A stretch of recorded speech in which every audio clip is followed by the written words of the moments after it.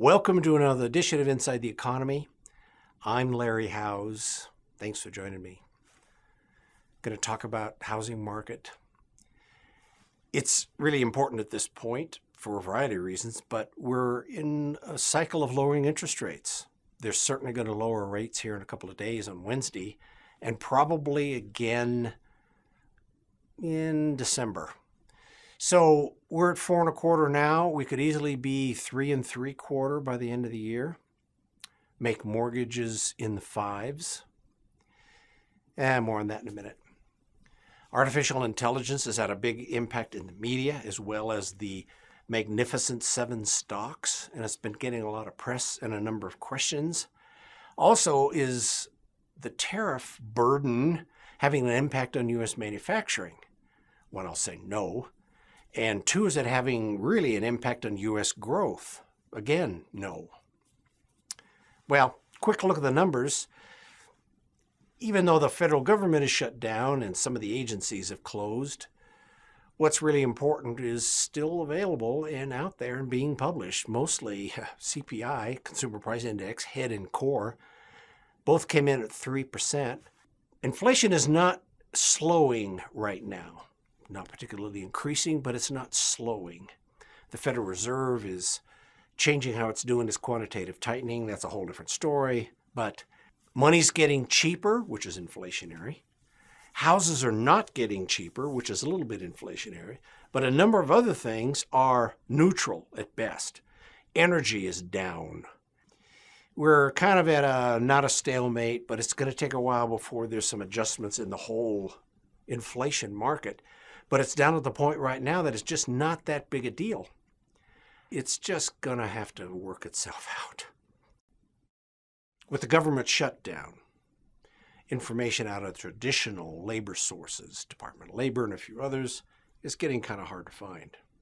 But there's always stuff over in ADP, which I like anyway. And this is a very important item. This is private sector employment turnover. The higher the turnover, the looser the work market is, or there are some that feeling they're underpaid or, better opportunities elsewhere. Well, turnover is down. Turnover is stabilized and been down for a while. It kind of suggests that that market is getting tighter, if anything else. If you're in a reasonable job market, you can be a little grateful, and frankly, some of these industries are suggesting, well, these jobs are going to be harder to get in the future between automation and a few other things. So, labor market, it's fine. It's certainly not coming apart. Existing home sales aren't exactly rebounding in an environment where the interest rates are coming down, which is when they normally prosper. We've been through that before. Actually, this is kind of the biggie over here. This is the price to income ratio. Very important number. Any sort of mortgage lender, the first thing that runs through their head is what's the price of what you want to buy compared to your income, which is what they care about. It's pretty high, coming up on 4.5.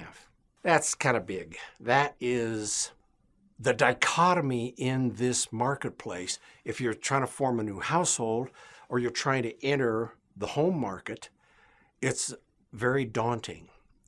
And lowering interest rates isn't going to make the homes cheaper.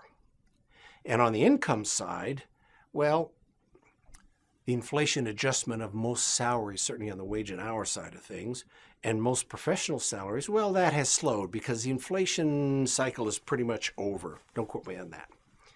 It's pretty much over. So we have a bad spot in the housing side of things, which is a big side of the economy, and, well, lowering rates is not going to help. Some of these markets, you'd think Chicago, New York City, Cleveland, so on and so forth, the prices would be continuing to come down. Well, that side of the marketplace, and let's assume it's not just adjustment of numbers, those prices are getting better. Places like Denver, Dallas, Tampa, those prices are flat on their way down. But the market is not turned yet. The market is still sort of languishing. And anything you do with the interest rates, gee, we'll get mortgages here. There's a pretty good chance we'll have mortgages in the 5s by the end of the year. if you can't afford the income versus the ratio of the price of what you're trying to buy, if that's bad, it doesn't really matter how cheap the money is. You're kind of priced out. I made a big deal out of, boy, we need to correct this market. All of the stock markets, as a matter of fact, have been a little over. But we started a nice trend here a little while ago. Good. Came down. We had a couple of days when the market was down. Yay. Let's continue it. Try and take some of the froth out of this bubble. Well, that turned. We started getting enthusiastic again. And it isn't as bad as it was even over a couple of weeks ago. Earnings are coming out. Third quarter earnings and regular S&P, pretty good. Basic stuff is in the 9s. Some of the big tech companies, the Magnificent Seven, they could be in 2 digits.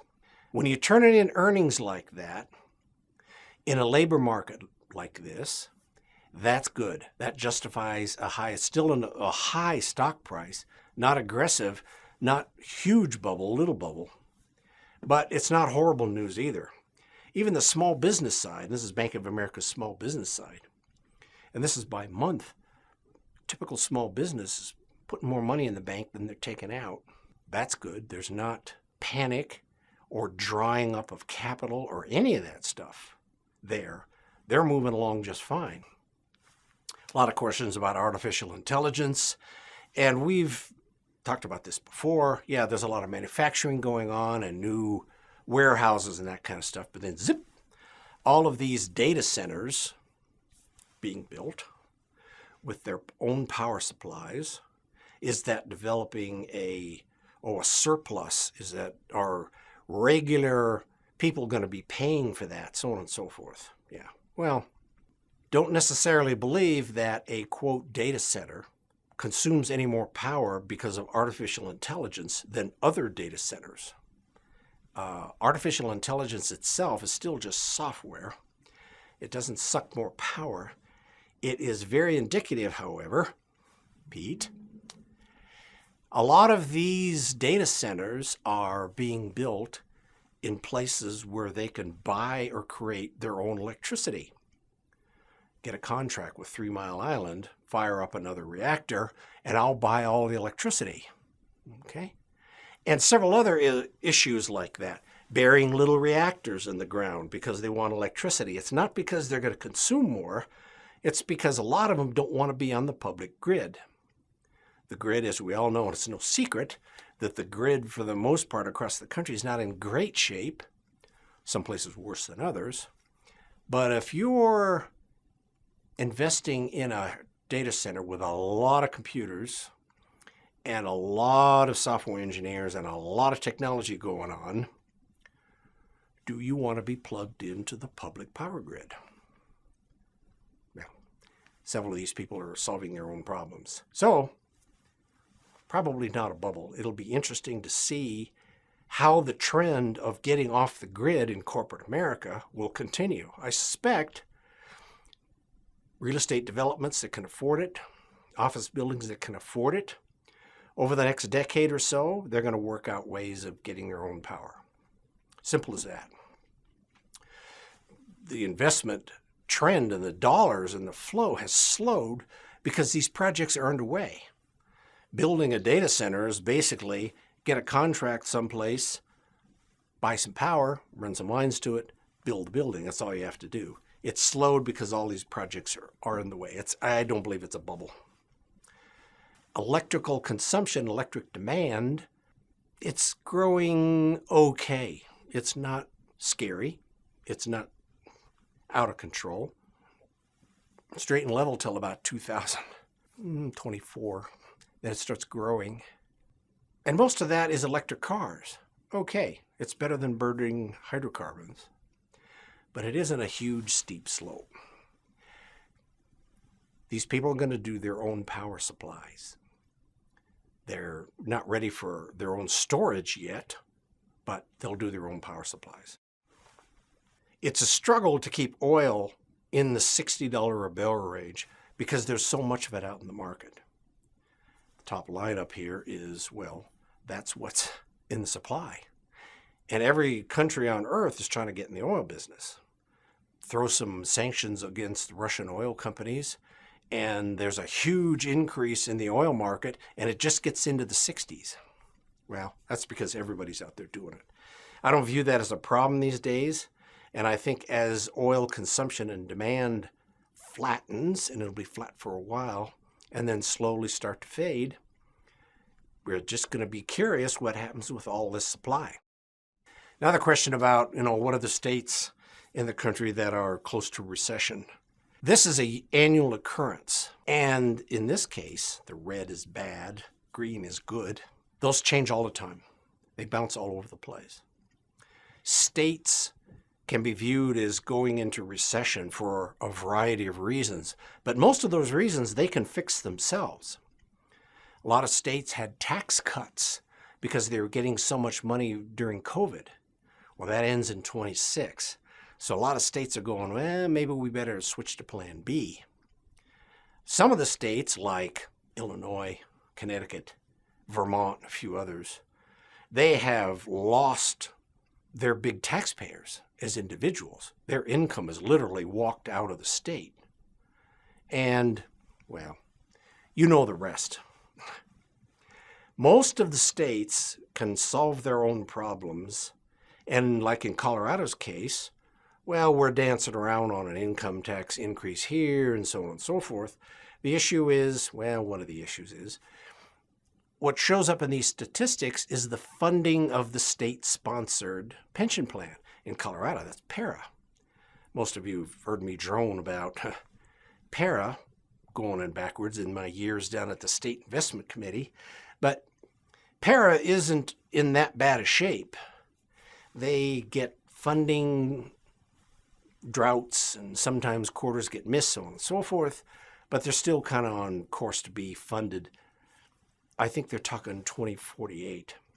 Either way, there's plenty of money in the system right now for any reasonable retirees in the next couple of decades, and they'll probably fix the problem.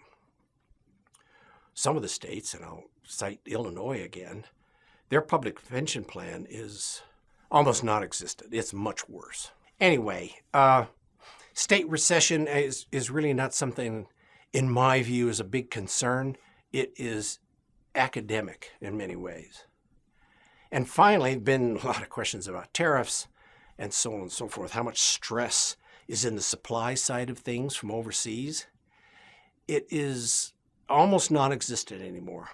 Wait times, all the rest of that stuff that was a source of more expensive inputs from overseas, tariffs are simply not having an impact. They're either being dodged or paid by somebody else or not paid at all.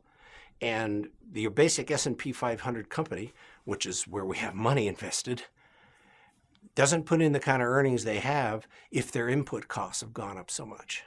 So that's where we are. Okay, well, as always, send questions along to info@shjwealthadvisors.com. I'm happy to deal with it. And I'll see you next time.